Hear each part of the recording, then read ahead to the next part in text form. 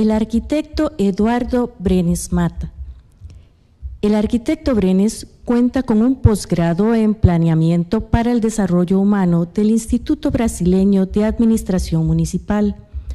Además, también un posgrado en Ordenamiento del Territorio de la Universidad Politécnica de Madrid, maestría en Diseño Urbano y Regeneración de la Universidad de Manchester y una licenciatura en Arquitectura de la Universidad Federal de Minas. Actualmente es el viceministro de Transporte y Seguridad Vial. Para el Colegio Federado de Ingenieros y de Arquitectos es un honor darle la más cordial bienvenida al arquitecto Brenes.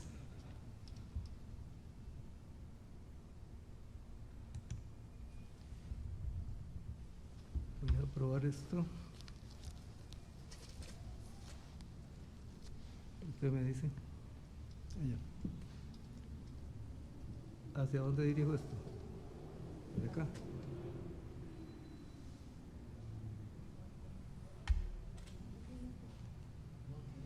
Sí.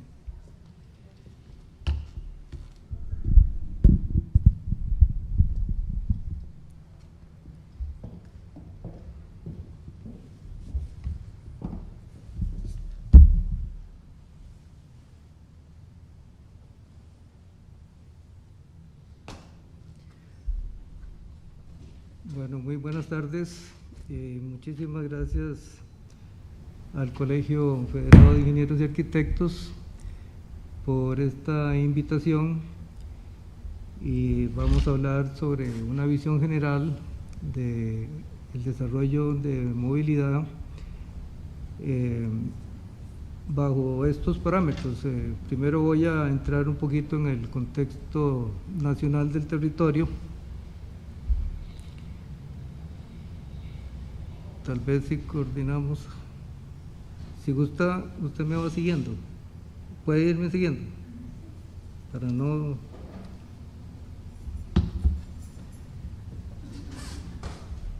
luego vamos a hablar un poquito de ordenamiento territorial, planteamientos que se han hecho a lo largo del tiempo y que aún son válidos, algunos nudos que hay que desatar, y la movilidad y el desarrollo en la gran área metropolitana. Lógicamente, vamos a iniciar diciendo que la infraestructura genera movilidad y la movilidad genera desarrollo nacional. Si no nos movemos, si no nos acercamos a diferentes áreas del país, no hay desarrollo. Y por otro lado, el desarrollo orientado al transporte genera ciudades más sostenibles, que es el otro lado de la ecuación.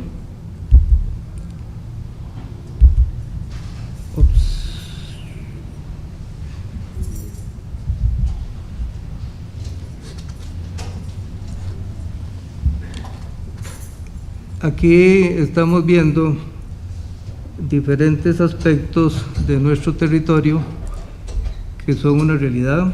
El país se divide lógicamente en provincias, en cantones y distritos, que es nuestra división política administrativa.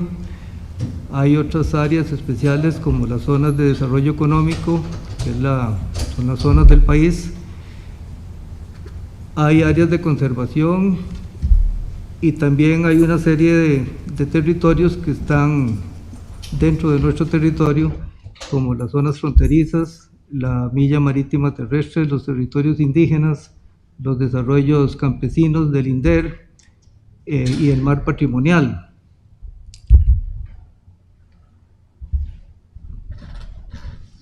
Estoy perdiendo el control aquí en mi computadora, no sé por qué. También, como parte del territorio, ha habido una gran preocupación a lo largo del tiempo para entender la condición de suelos que tenemos en nuestro país, y también el uso del suelo a lo largo del país, que normalmente podemos clasificar en urbano, rural agrícola, pecuario, bosques, etcétera, y que es una base fundamental para el desarrollo. Siguiente. En el territorio también, lógicamente, tenemos una red vial, de la cual ya hemos escuchado en la charla anterior una buena explicación en dónde estamos avanzando con la misma.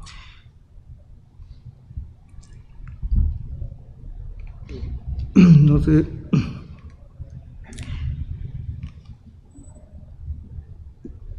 Voy a manejarlo aquí tal vez.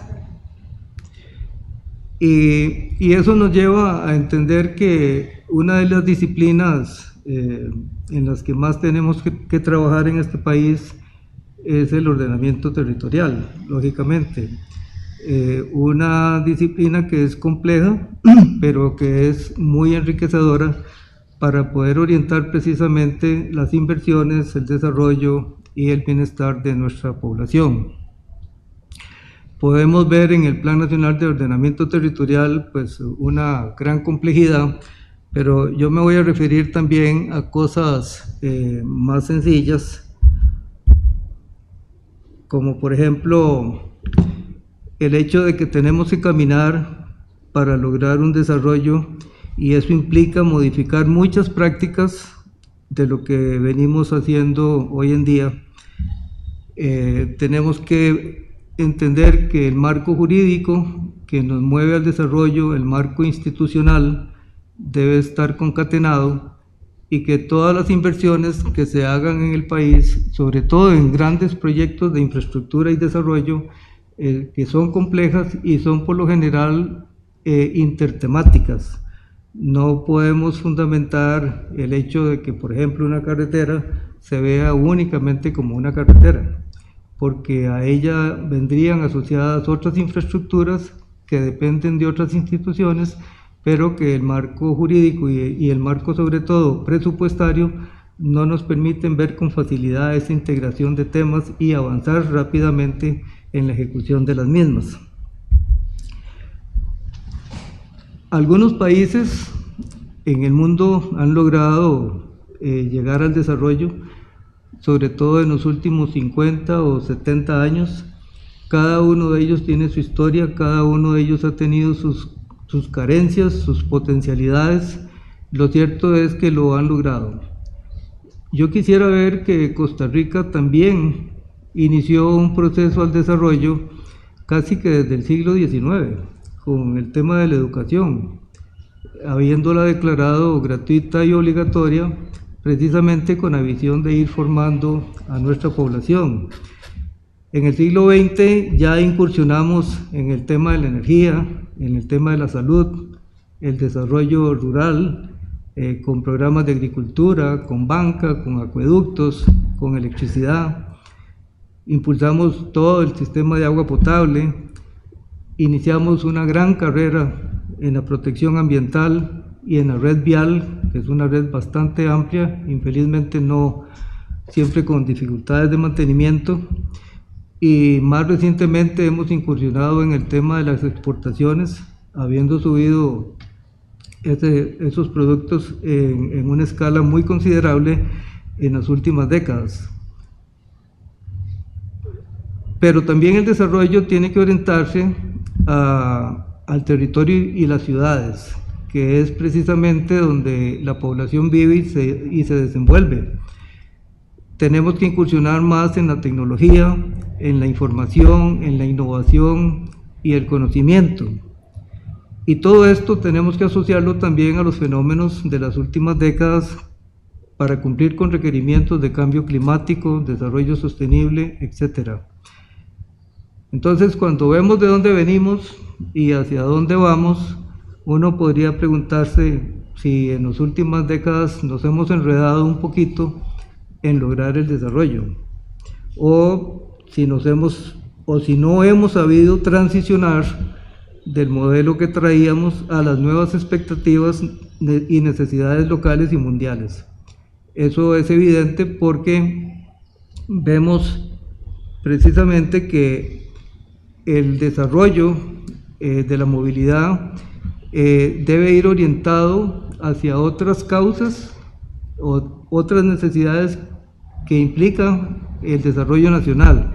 Por ejemplo, todo lo que es agroproducción, turismo, áreas de conservación, zonas rurales, movilidad urbana, etcétera, y que al entender que las inversiones tienen que verse en función de todos estos temas que aparecen en pantalla, entonces es mucho más enriquecedor orientar las inversiones en beneficio de todas estas áreas.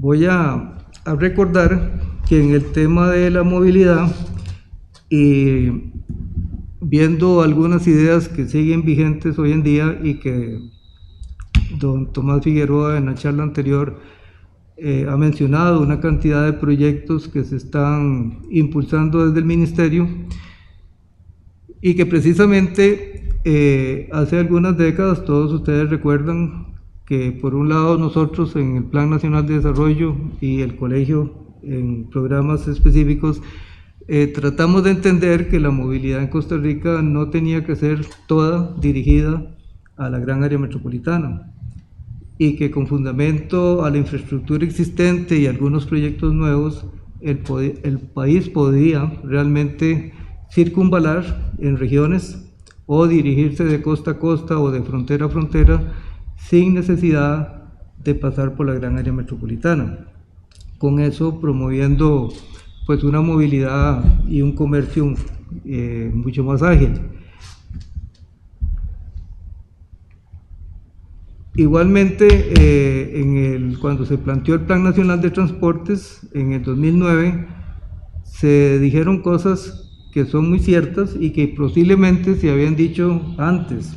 Costa Rica tiene una ubicación privilegiada, por ejemplo, se encuentra en el corazón del continente americano, es parte del Istmo Centroamericano y posee costas en los océanos Atlántico y Pacífico.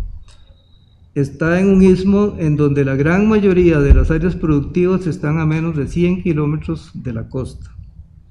Y se planteó, si se construyera una red vial de alto desempeño y se eliminaran los atrasos fronterizos, cualquier fabricante o productor podría colocar sus productos en un puerto eficiente en menos de 3 horas.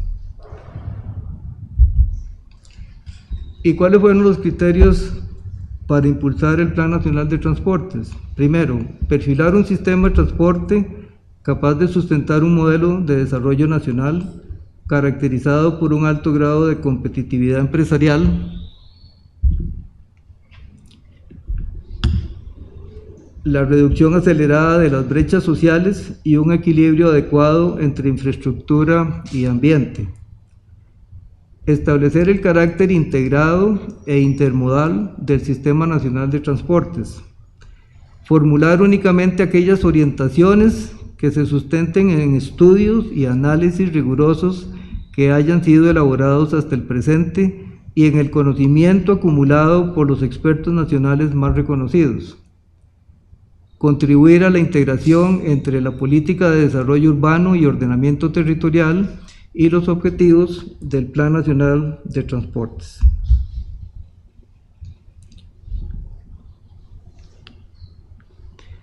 A nivel de la visión centroamericana, tanto el Plan Nacional de Transportes como el Plan Nacional de Desarrollo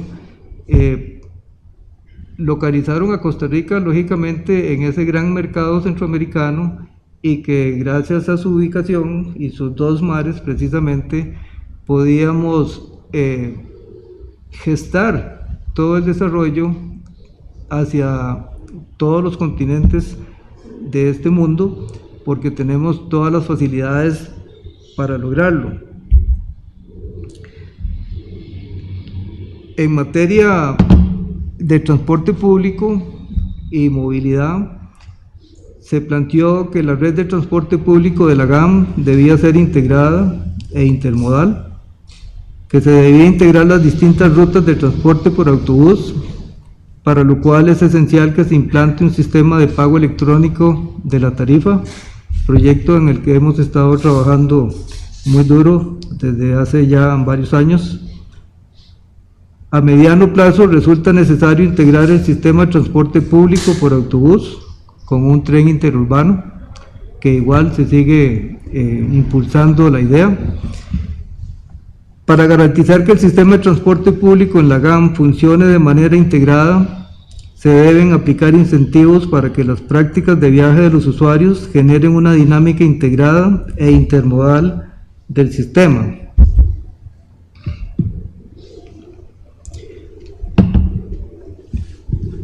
Esos incentivos deben incluir los descuentos en las tarifas para aquellos usuarios que realicen integraciones entre rutas y también los incentivos a los operadores expresados en la forma en que se distribuyen los ingresos asociados a las integraciones entre rutas. Para hacer posible la integración entre rutas es necesario establecer un nuevo modelo tarifario que asigne tarifas por sector geográfico en las rutas urbanas y por corredor en las rutas interurbanas.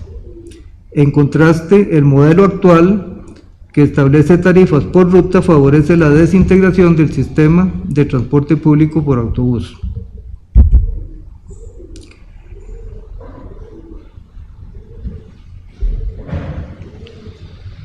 ¿Cuál es el costo para el país de estar atendiendo los desastres naturales?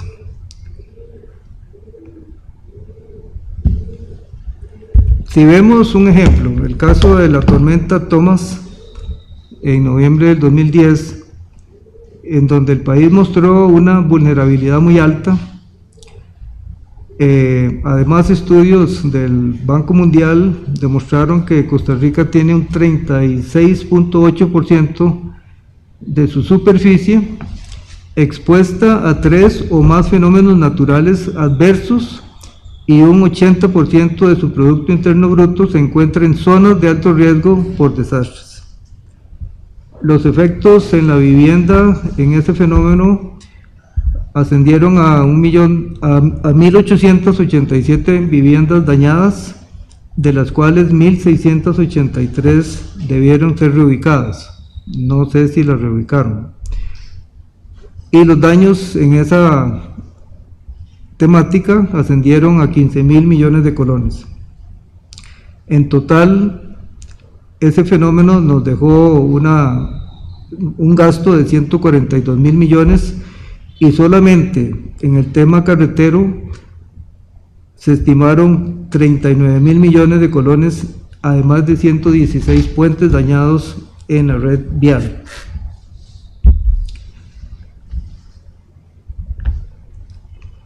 También tenemos que considerar cuál es el costo de las deseconomías urbanas. La deseconomía urbana la entendemos como aquel tiempo y gasto que se requiere para cubrir un servicio o una necesidad de la población que lleva más tiempo del que normalmente debería tener. Por ejemplo, un viaje entre San José y Desamparados, que son 7 kilómetros, en una ruta despejada de tránsito normal, no debería durar más de 15 o 20 minutos. En congestionamiento vial nos lleva 1 hora, 1 hora y media, a veces más. Esa diferencia de tiempo y gastos es lo que denominamos una deseconomía urbana. En el año 2005 se calculó, para algunas variables, que esa deseconomía era el 4.24% del Producto Interno Bruto. En ese momento eran 840 millones de dólares. Y estos cálculos los han seguido haciendo otras instituciones como el Estado de la Nación. Y es que el modelo de desarrollo que hemos adoptado, precisamente por no comprender las fragilidades del territorio, genera unos gastos muy altos, como podemos ver en esta gráfica, que es muy sencilla. Tenemos valle, desarrollamos hacia las montañas, lo cual no está mal, pero no entendemos y no queremos comprender que esos territorios tienen ciertas fragilidades. que se puede hacer desarrollo, pero conociendo las facultades o las características de ese territorio, de manera que al ir pavimentando la escorrentía, al aumentar, pueda tener en el cauce natural de los ríos una cabida, y de no ser así, lo que estamos logrando es tener una serie de inundaciones en las partes bajas.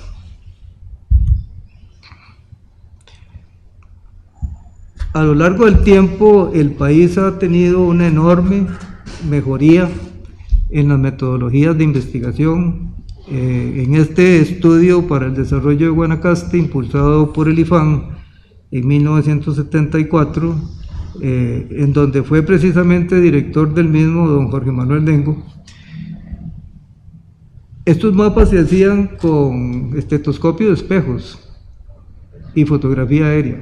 Un trabajo de hormiga, pero al final se obtenía una buena cartografía, y todo Guanacaste se cubrió con este tipo de estudios. Ya para cuando se aproximó el Plan GAM del año 82 y se iniciaron los estudios nuevos para el Plan GAM más reciente, el territorio de la GAM se comenzó a entender como eso, una zona de un anillo de contención para la parte urbana, unas zonas de producción agropecuaria y unas zonas de protección. Curiosamente, ya más adelante, el desarrollo técnico y científico que hemos logrado ha conseguido que la tecnología y la cartografía para impulsar la información de los territorios y de todas sus temáticas sea muy rica en contenidos y en temáticas que precisamente ayudan al impulso del desarrollo nacional. No solamente en temas del territorio, sino también en temas sociales, como en este mapa, donde se muestran los distritos de acuerdo a la inclusión o a la exclusión social que tienen en determinado momento, y que eso lleva a que el desarrollo se impulse y se oriente para llenar los vacíos que cada una de estas poblaciones tiene. Igualmente, para proyectar temas de población, aquí una proyección de la población del GAM para el año 2030. Y a nivel un poco más de detalle de un sector muy particular, que es el sector industrial, se revisaron todas las zonas industriales de la gran área metropolitana, se conversó con los industriales, y su manifestación nos dejó grandes enseñanzas, porque la ubicación de dichas industrias estaba muy bien, ellos jamás hubieran cambiado de localidad, pero las dificultades que tenían, y que ahora en algunos casos se vienen arreglando, era el tema de la accesibilidad, el transporte público para los empleados, la falta de vivienda más cerca de sus desarrollos industriales, para lograr precisamente menos movilización y más cercanía con las áreas productivas.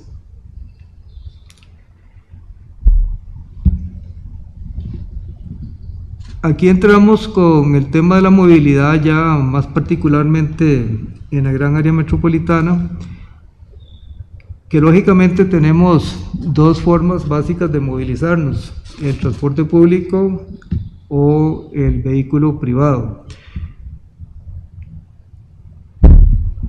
En términos de vialidad, la gran área metropolitana, y que también en este gobierno se ha venido impulsando el finalizar algunas de estas cosas, algunos de estos proyectos, pero vean que dentro de la red vial que tenemos, era necesario generar una visión de mayor conectividad vial en la gran área metropolitana, siendo que los corredores principales deberían impulsarse de forma tangencial a los núcleos urbanos para lograr movilidad, facilidades y mejores flujos, pero generando también a lo interno de las ciudades unos espacios más habitables, más tranquilos, más vivibles.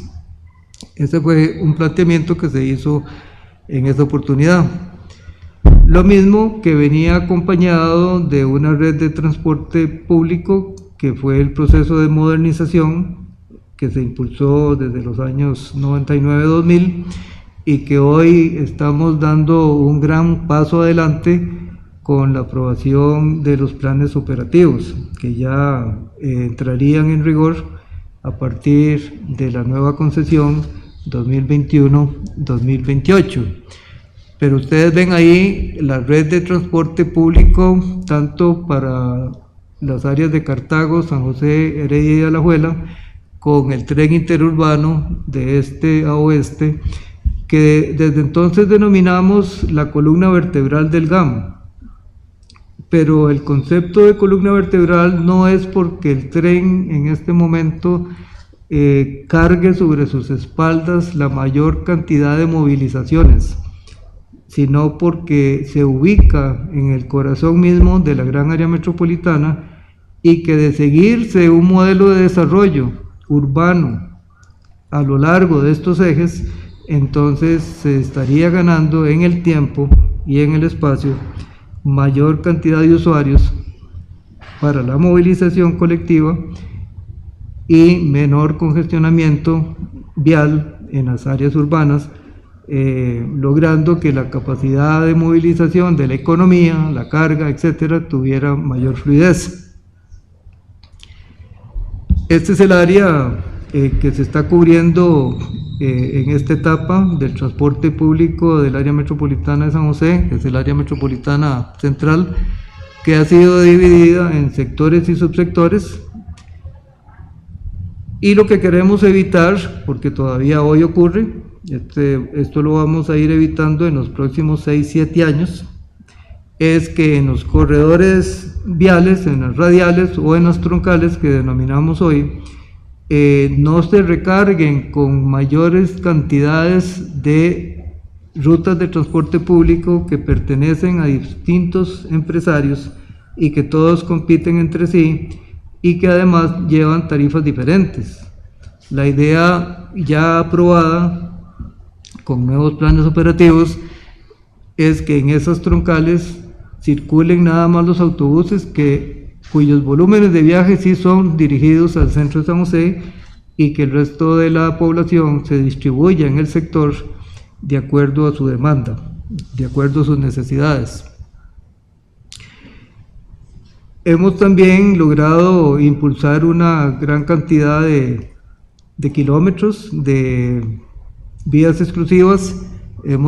Ya sobrepasamos los 70 kilómetros en esta administración, pero nos enfrentamos a este problema para el futuro, porque los derechos de vía no son constantes, ni es constante la infraestructura. Entonces, si queremos llegar a tener un sistema de transporte con carriles exclusivos desde su origen al destino, obviamente vamos a tener que trabajar en una cirugía urbana para poder ampliar los carriles, pensando sobre todo en el transporte público. Esa es una labor impostergable que debe hacerse en las próximas administraciones.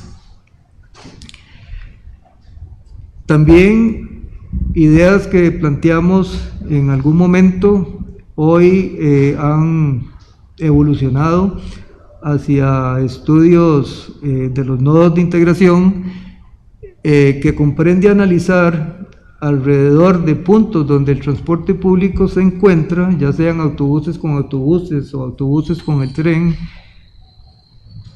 estudiar qué pasa alrededor de los 250 metros o 500 metros de dicho punto. ¿Por qué esa distancia?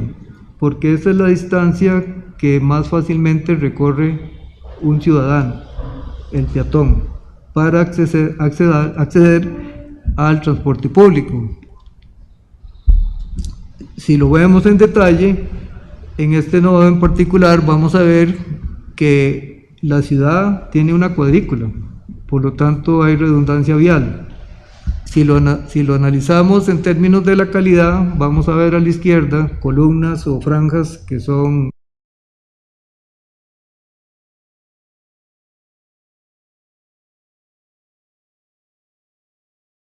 del lado derecho, en color verde, características que son positivas, pero esa orientación perfectamente le sirve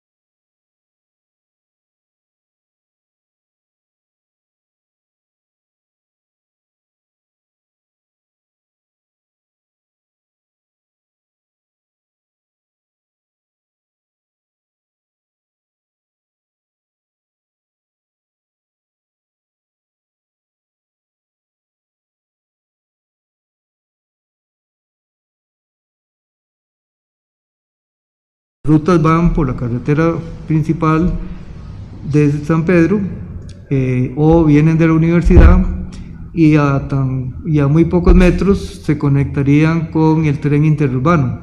La infraestructura aquí puede ser muy sencilla, simplemente un techo para que los usuarios tengan donde guarecerse, o con un mejoramiento de las aceras que también es necesario para este tipo de población. Este caso, por ejemplo, es un ejemplo en el Bajo Piuses, que es la ruta del tren con la carretera que va para Tibás, en donde hay dos tipos de propuestas. Esta más sencilla, en donde hay un plantel de transporte por autobús y que puede, a través de una infraestructura más modesta, lograrse un nodo de integración, pero también tenemos ejemplos como el que va a aparecer aquí, es el mismo espacio geográfico, y el desarrollo inmobiliario puede explotar ideas como esta, teniendo como fundamento y demanda cautiva precisamente a los pasajeros del transporte público. La totalidad de los nodos y la totalidad de los corredores de transporte entonces tienen estas zonas de cobertura que podrían ser una forma de ir integrando un mejor desarrollo urbano, un mejor transporte público y mejores condiciones de vida para la población. Ya bajando a la última escala de la movilidad, pues lógicamente la peatonización también ocupa un lugar preferencial en el tema del ordenamiento territorial y la planificación urbana. En eso trabajamos sobre todo hace ya algunos años.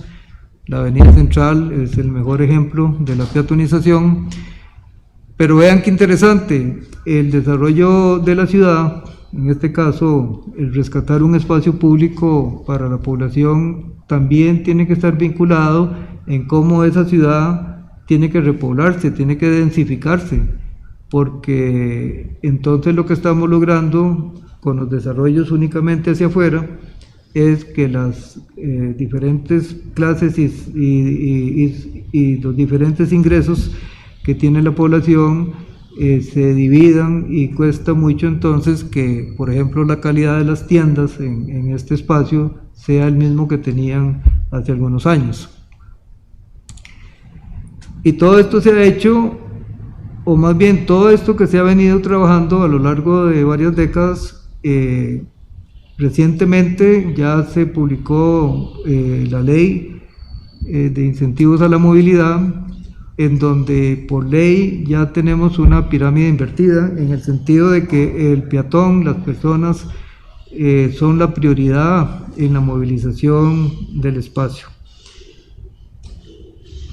Los medios no motorizados es la segunda prioridad, como la bicicleta, y el autobús y los sistemas de transporte público vendrían siendo la tercera prioridad. Entonces, si tenemos eso por ley, si han existido diferentes planteamientos y si estamos trabajando en los temas de movilidad y desarrollo, hay que seguir impulsando este tipo de visión para lograr para la población una mejor calidad de vida.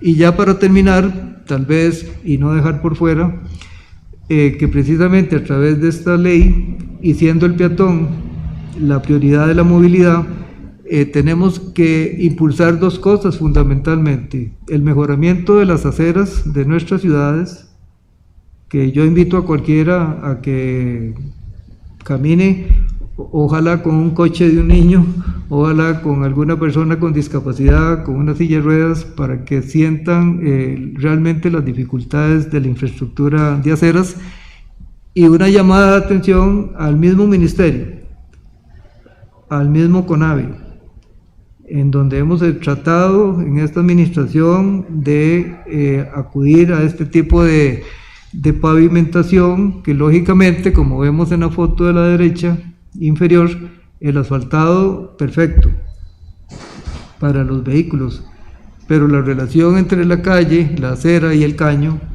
es realmente un verdadero peligro para la población. Y en estas orillas se estaciona el bus o para el bus para dejar a las personas.